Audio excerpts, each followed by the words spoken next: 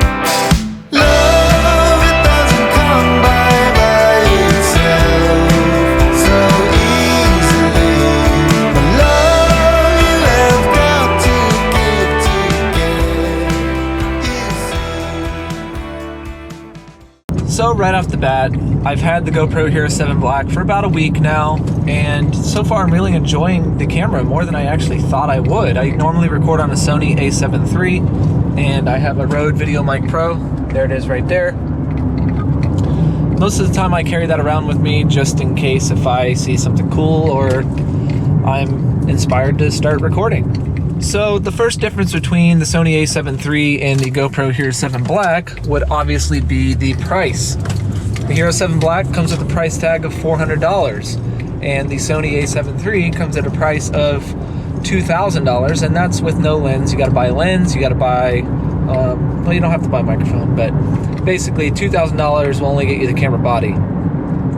The next notable mention would of course be the size. The Sony a7 III is actually a smaller camera for the mirrorless, but it's also easily 3 times the size of the GoPro. The GoPro is just so small and convenient that you can actually take that just about anywhere you can think of. You can put it in your pocket, and then of course it's waterproof, so you don't have to worry about weather, or if you're on a boat or something like that, your camera is pretty much going to be safe unless if you drop it in the water and lose it. Alright, so is the GoPro Hero 7 Black vloggable, aka can you vlog on it? Of course you can, but is it worth anything? Is it any good? A couple of things worth mentioning here. Anything in low light. If you are primarily going to be filming in low light, it's probably not the best camera. If it were me and I was primarily filming in a low light condition, I would probably look at something else. But if you're in a well-lit scenario like I am, using natural daylight, or you have some studio lights or something inside, then the camera will actually do a pretty good job. As far as audio goes, right now we're using the built-in microphones on the GoPro. They're not bad, and in post you can actually edit the audio and bump it up a little bit to make it sound pretty good. One of the things I really recommend though is to turn the microphones off of auto and put it onto stereo, because what you'll find if you leave it on auto is when a little bit of wind will hit the camera, it'll do this weird warbly kind of thing where it transitions somewhere in the software. It'll actually transition from stereo to mono or whatever the camera decides to do with the microphones whenever it notices wind. So that gets really annoying to listen to, and you get this inconsistency in the overall tone. So I would go ahead and put it on stereo, but then you're going to subject yourself to wind noise if you're outside. So you can get like those little mic over windscreen protectors that just stick on the camera. I'd recommend something like that, otherwise the audio gets kind of crummy. And if you absolutely hate the sound of the audio coming straight out of the GoPro, you can always buy this $50 adapter and then like a $50 microphone or whatever to transform the microphones into something better. So right now what you're hearing and what you're seeing is just straight GoPro Hero 7 Black right out of the box, attached to a Joby tripod, and I'm just sitting here holding it while I'm driving in my car, so nothing special going on. What you do hear was the audio that I've actually edited in post inside of Adobe Premiere, just to bump up the levels a little bit, raise those levels to where the audio is not quite so low. And the color profile, I will go ahead and list that down below, what I'm using. But basically what you're seeing here is the GoPro color profile of flat with a little bit of color grading going on. So for a camera that has always been regarded as an action camera, this thing is pretty sweet just for vlogging, I think. Again, because the size is awesome. The price is not bad for $400, and just get a micro SD card, and I'd recommend some kind of little tripod.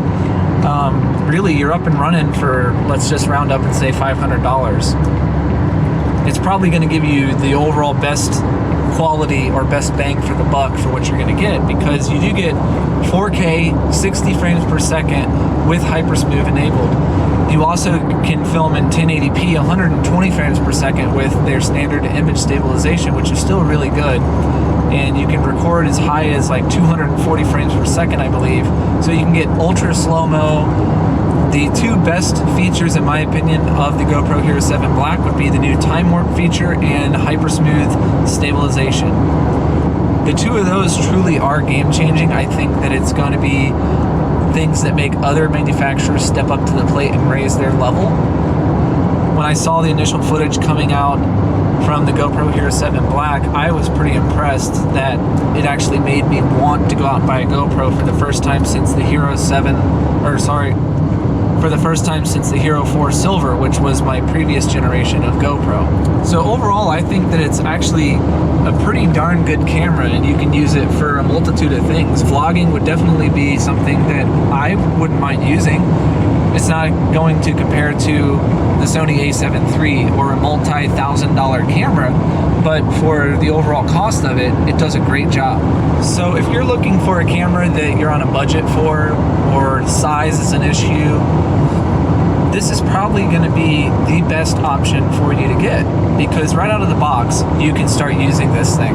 There are a ton of accessories for it, so you can get just about any kind of accessory you can think of, which then makes the camera even more useful to you. And that's it. The ultimate idea behind a camera, the best camera is the one that you have with you and that you can use, the one that works. And GoPro has been around now for a long time, and they make a product that is consistent. You know, nothing blows you completely out of the water when you see GoPro, but it's GoPro. That's the best way I can describe it. When I see GoPro footage, I say, hey, it looks like GoPro footage. And that's a good thing. It has its own unique footprint in the industry, and that's great. But overall, this is a pretty versatile camera. I definitely would use it for vlogging. Is it going to be my main camera? No, but for fishing and anything where I feel like I may get wet, if the weather's bad and I want to bring a camera outside with me, I'm bringing the GoPro Hero 7 Black with me. The image stabilization blows the image stabilization on the Sony a7 III out of the water. There's really no comparison there, and just ease of use, hands down, is going to be GoPro. The app also makes it pretty awesome, because you can sit here and pair it to your phone, you can transfer footage, you can look at the footage in real time so that you can make sure whatever is in the shot is being recorded. Another notable mention, I really like the voice enabled features, so I can control the camera with my voice. I have to be careful how I word that, otherwise it's going to kill what is happening right now. So overall, I think it's a great little camera. I would definitely recommend it for those of you who are interested in buying this camera mainly for vlogging. Just know that if you do get it, it's not perfect, but you have room to grow with this camera. You can buy the accessories like I mentioned. You can upgrade the microphone. So again, it's a great little camera. I would recommend it for those of you looking to vlog. I really appreciate you checking out my channel and staying here and watching the video. And I would appreciate it if you would like and subscribe to the channel, hit the notifications so you'll know when I upload a new video.